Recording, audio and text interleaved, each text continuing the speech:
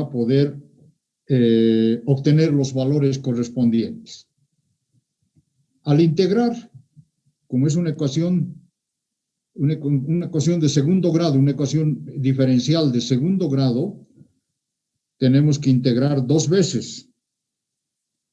La primera integral nos da el correspondiente valor de la pendiente, o sea, este valor, el valor del ángulo de la pendiente. Y adicionalmente, a encontrar una ecuación que me va a dar la posibilidad de determinar la pendiente, se me presenta una pequeña complicación porque debo colocar una constante de integración, por ejemplo, una C sub 1. Y esa constante de integración la tengo que calcular, la tengo que definir en su valor alfabético, no numérico, alfabético, en función de lo que denominamos condiciones de borde. Esas condiciones de borde fundamentalmente son las que están establecidas para la primera integral, donde estamos encontrando la pendiente de la curva de deformación. Esas condiciones de borde fundamentalmente son en los puntos en los cuales la pendiente es cero. Por ejemplo, acá, en este gráfico que tenemos acá, el primero que lo hemos visto, es una viga simplemente apoyada que tiene una elástica que va a ir hacia abajo. Pero, por ejemplo, en el punto A o en el punto B, la pendiente de la curva tiene un valor, tiene un ángulo de deformación. Pero, por ejemplo, en este caso, lo que nos interesa es la pendiente, mejor dicho, trazar una tangente en la parte máxima de la deformación, donde definitivamente la pendiente es cero. No hay pendiente acá. Esta es paralela al eje de la viga. La segunda integral nos da el valor de la deformación, ya sea en un punto cualquiera Y o en el centro, si es que es una viga simétrica, un valor delta. Entonces, al integrar nuevamente la ecuación de la pendiente,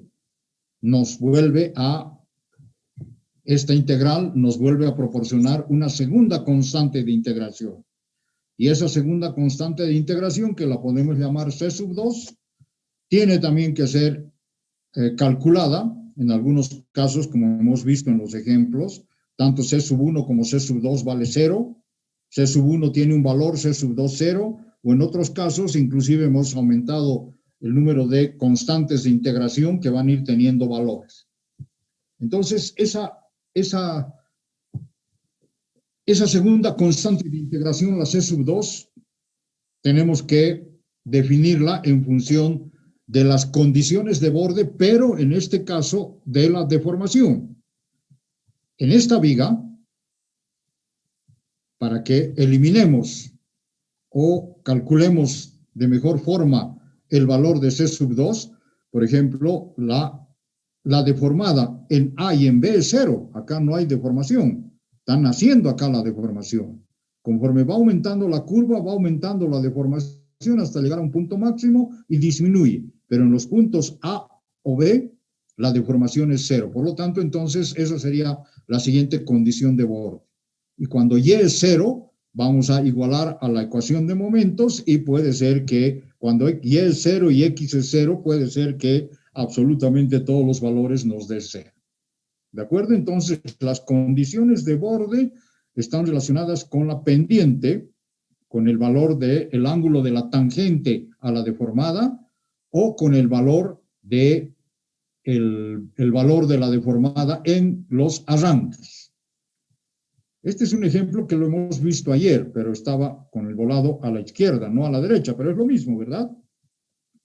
Acá, por ejemplo, la deformada en los arranques A o B es 0. La pendiente acá sí tiene un valor, acá también. Pero, por ejemplo, si queremos trabajar con el volado, acá la pendiente en este punto, porque hay una deformación que sigue una curva, y esa curva se va ampliando hasta llegar a un valor máximo. Acá en el apoyo la pendiente es cero, lo mismo que acá en la parte central. Y así siguiendo.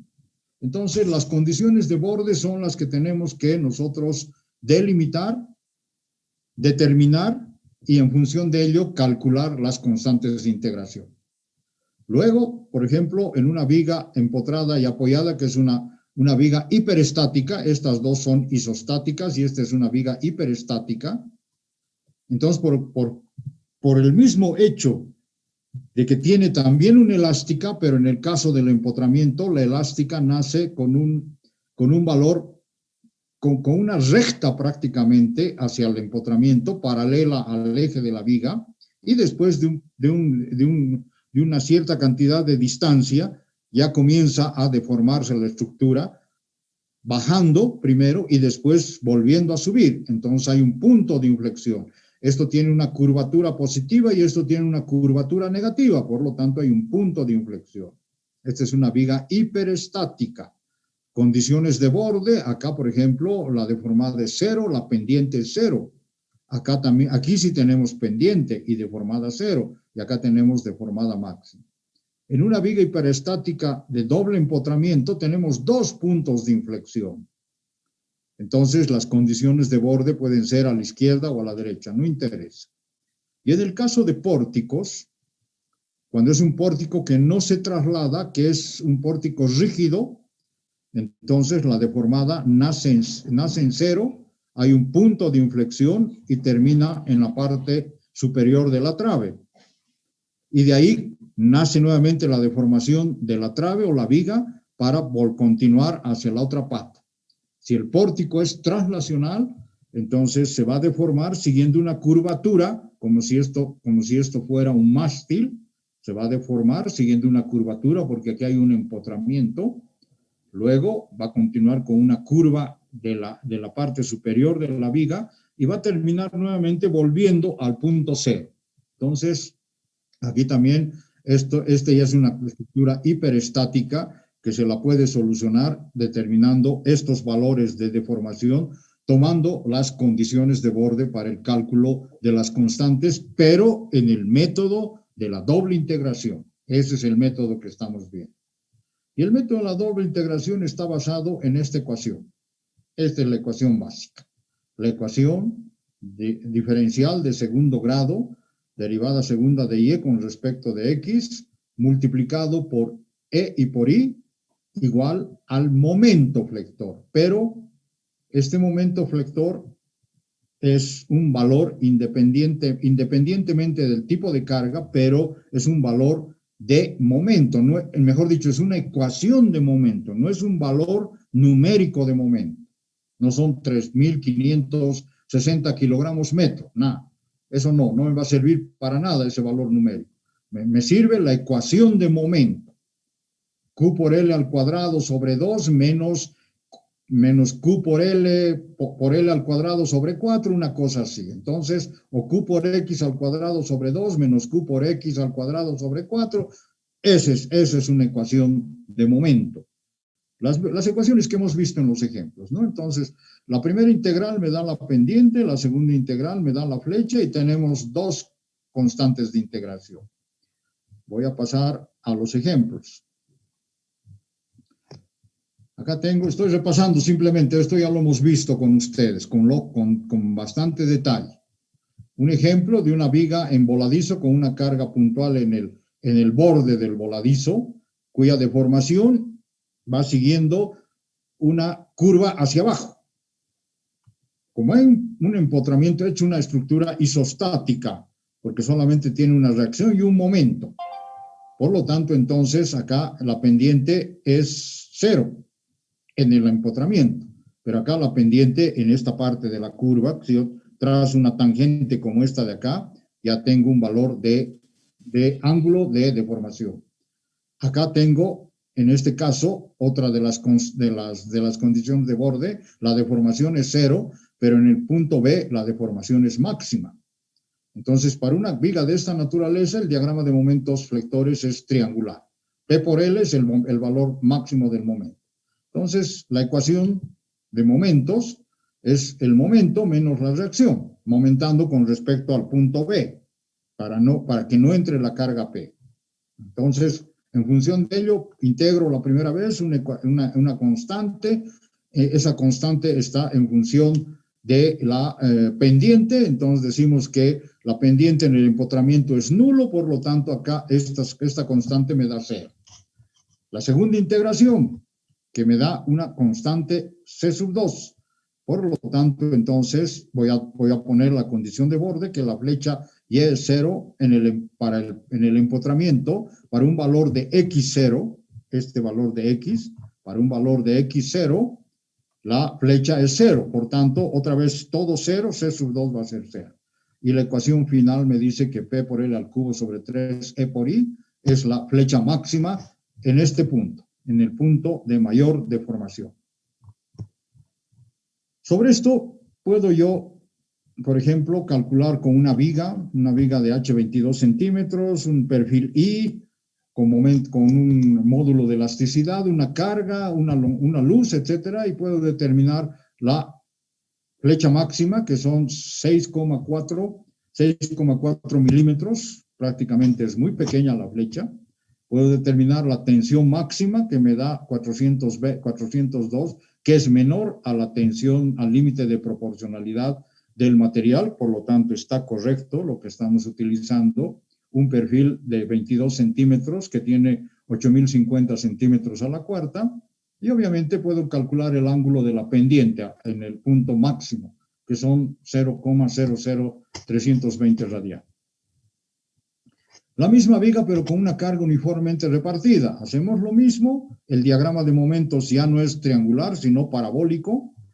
Hacemos lo mismo, integramos, pero en este caso vamos a tener acá que en el extremo izquierdo está rígidamente empotrado, X es igual a 0, no hay variación de la pendiente.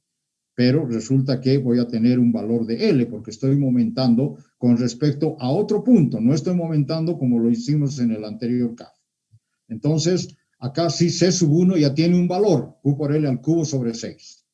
La ecuación de la pendiente, entonces reemplazando este valor de C sub 1 me da esta ecuación. La segunda integración, C sub 2, va a aparecer un C sub 2 y en este caso C sub 2 también tiene otro valor, Q por L a la cuarta sobre 24. Por lo tanto, entonces la ecuación de la deformada, la flecha es ya reemplazando C sub 1 y C sub 2.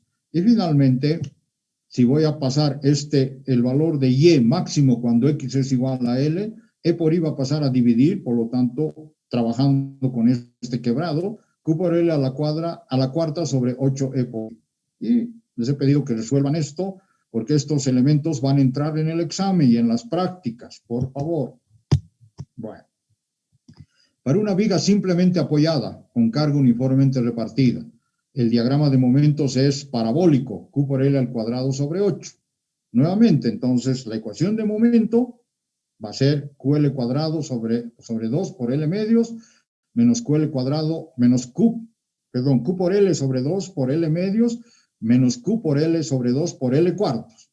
Entonces, el momento máximo es Q por L al cuadrado sobre 8. Igual acá, entonces, en función de X, exactamente lo mismo, Q por L sobre 2 por X menos Q por X sobre 2, la mitad de la distancia X.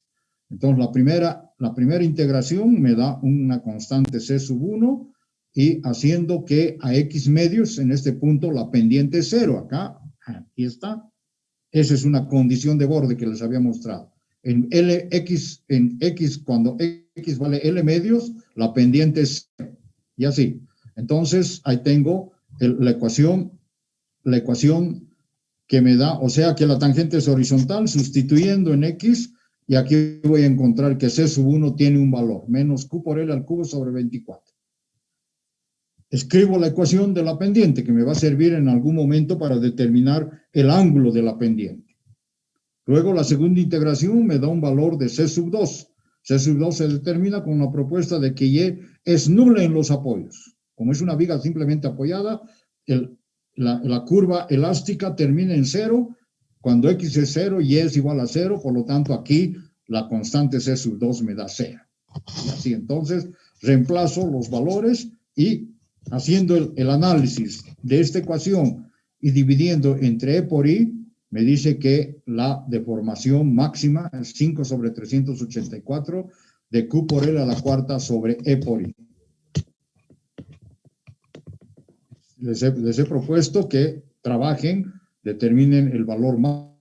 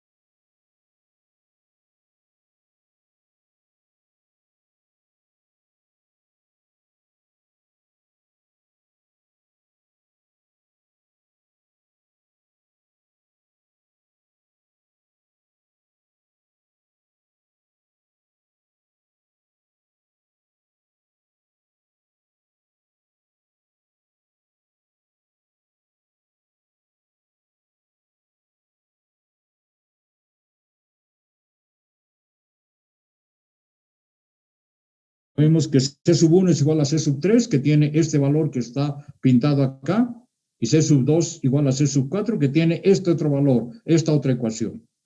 Reemplazando valores, entonces, la elástica se determina sustituyendo 11 y 12 en 3 y 6. Entonces, acá vamos a tener la ecuación de la elástica. Y igual a todo esta ecuación en función de Q y L por X. Y si dividimos entre E por I, voy a tener el valor de la deformación máxima cuando 0 es menor que X y menor que A. O sea, en el punto máximo del volado, acá, este valor va a ser la deformación en el punto A. Y luego tenemos otra ecuación, que es un poco más larga. Simplemente es cuestión de ir armando las ecuaciones que hemos ido calculando. Y tenemos la ecuación de la flecha en el tramo, cuando A es menor que X, menor que L. Entonces, reemplazo, si tengo valores de carga, de luces, etcétera, etcétera, voy a tener los correspondientes valores acá, y en función de ello, acá voy a encontrar la flecha en este punto máximo. E inclusive, haciendo lo que habíamos visto, que haciendo lo que es teniendo que el esfuerzo cortante es igual a la derivada de m con respecto de x, ¿se acuerdan? De uno de los anteriores títulos. Con eso habíamos calculado el valor del máximo momento flector, y con eso podemos calcular la distancia a donde está el valor del máximo momento flector. Y en ese punto debe coincidir con la flecha máxima, porque obviamente como está jalando este apoyo hacia arriba, está jalando el momento flector va a disminuir, por lo tanto, entonces acá la flecha recién en el tramo va a comenzar en este punto, que también lo podemos calcular. Para el momento cero puedo determinar el valor de X. Y coincidentemente con el valor del momento máximo, voy a determinar este valor de la flecha max en el tramo. Eso es lo que hemos visto entonces en el caso relacionado con el método para determinar la deformación desde el punto de vista de la doble integración. No sé si tienen comentarios, consultas, por favor. ¿Hay alguna pregunta?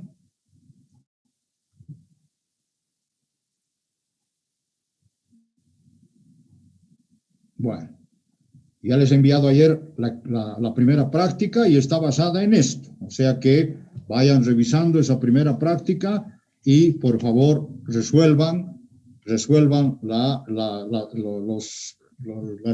incógnitas que les estamos pidiendo para que puedan presentarme este viernes a partir de las 12 voy a recibir sus prácticas.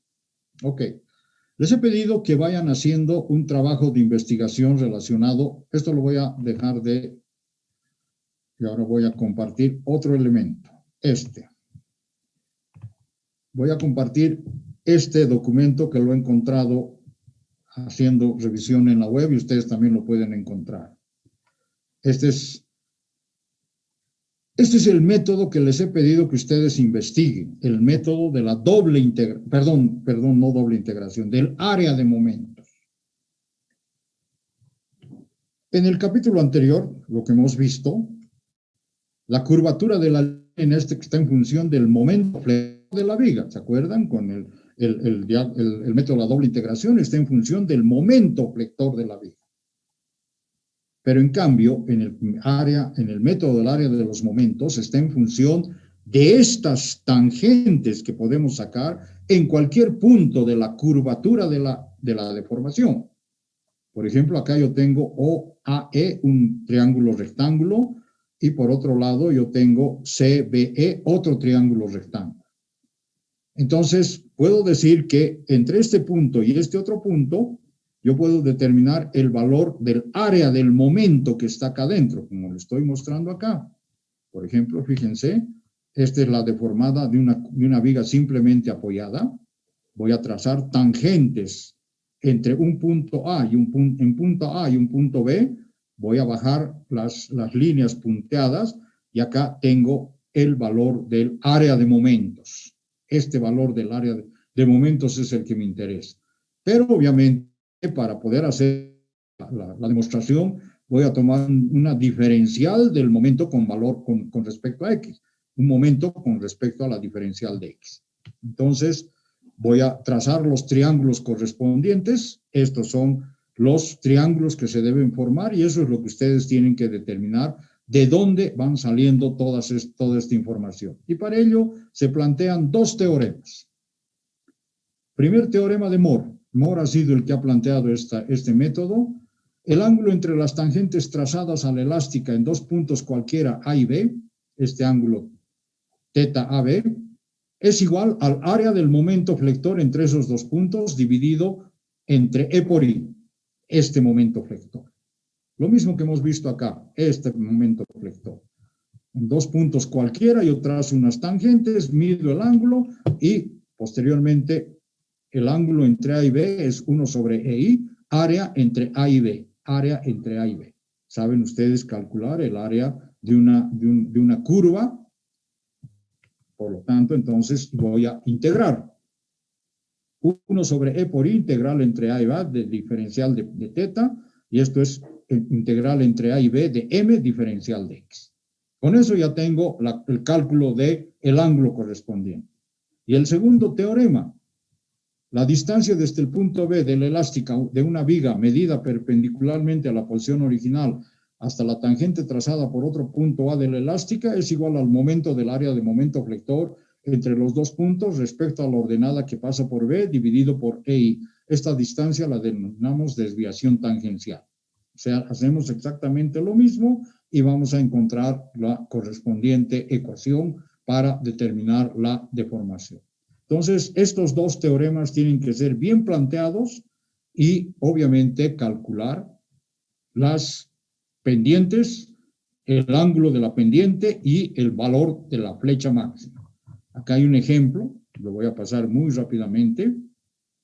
Un ejemplo que me dice que el ángulo va a ser Q por L al cubo sobre de 6 por I menos Q por L al cubo sobre 48 E por I. Y llegando al final, voy a tener, fíjense, este es el valor de la flecha máxima que lo hemos encontrado con el método de la doble integración. 5 sobre 384, Q por L a la cuarta sobre E por I. Entonces, podemos ir trabajando con esto y determinar la pendiente, determinar el ángulo, etcétera, etcétera. Voy a ir al método de la doble integración. Hemos hecho el trabajo, ya lo han visto ustedes, hemos hecho el trabajo, doble integración, y van a ver que el resultado es exactamente el mismo. 5 sobre 384 de Q por L a la cuarta sobre E por I. Hay un tercer método de la viga conjugada. Se basa en los mismos principios del método del área de momentos.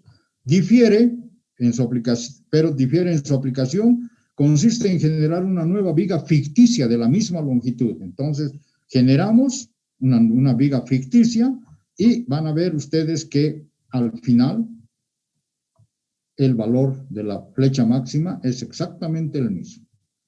Por lo tanto, entonces, cualquier método que utilicemos para determinar la flecha, la pendiente de una deformación, nos tiene que dar el mismo resultado. Por eso les he pedido que con el método del área de momentos resuelvan los ejercicios que hemos visto en el método de la doble integración para que comprueben si los resultados obtenidos coinciden con los del método del área de momentos.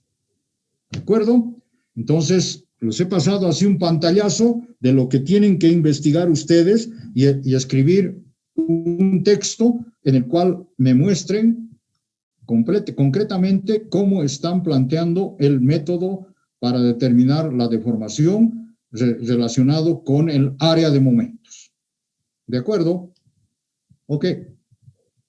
¿Alguna consulta? Inge, disculpe, es para el proyecto, ¿verdad? Perdón, Zulema, ¿qué dice? Lo que nos acaba de mostrar es para el proyecto, ¿verdad? Sí, sí, para el proyecto que me lo tienen que entregar en día... Entrega el lunes 2 de noviembre. Sí. Está bien, ingeniero, gracias. Lunes 2 de noviembre hasta las 12 también. Perdón, lunes es... Sí, lunes 2 de noviembre hasta las 12 del día me tienen que entregar, me tienen que enviar el proyecto. Ahora, si ustedes consideran, pueden hacerlo solos o solas, o pueden hacerlo con alguien más, pero nada más que 2 personas, no más. 2 personas que trabajen con él, que investiguen y que presenten un solo proyecto para 2 personas.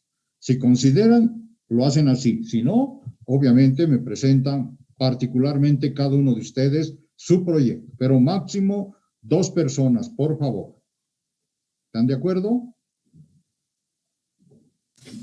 Sí, ingeniero. Ok, listo. Ingeniero, una consulta. ¿Tiene que ser a computadora o manuscrito? Mejor si es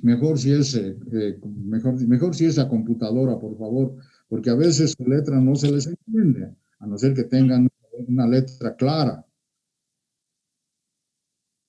Dejo a criterio de usted. Espero que el texto que sea claro, que se pueda leer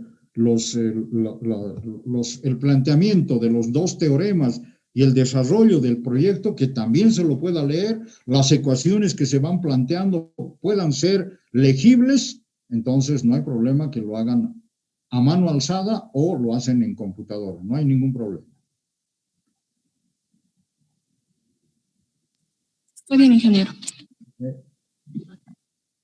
¿Algo más?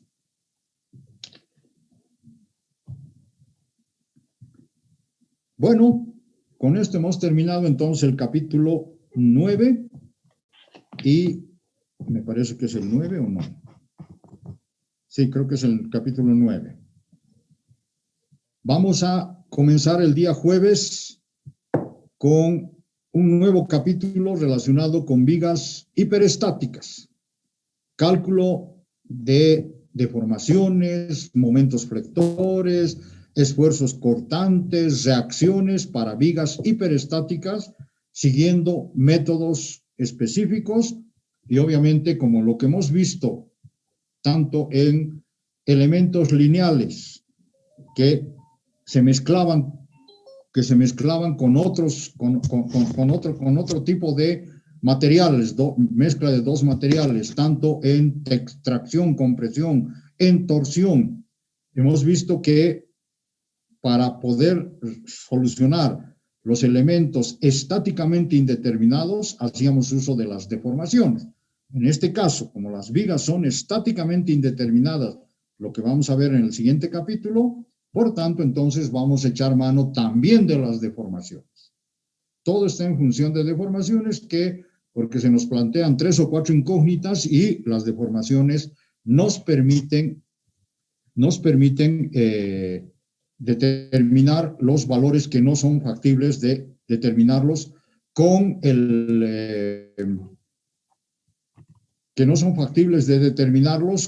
las 3 ecuaciones de la estática. Listo. Bueno, nos estamos encontrando el próximo jueves a las 5 de la tarde. Muchas gracias por su atención y que les vaya bien. Cuídense. Hasta luego. Hasta luego, ingeniero. Hasta luego, ingeniero. Gracias. Hasta el jueves, ingeniero. Hasta luego, Inge. Gracias, gracias. Hasta luego, Inge, gracias.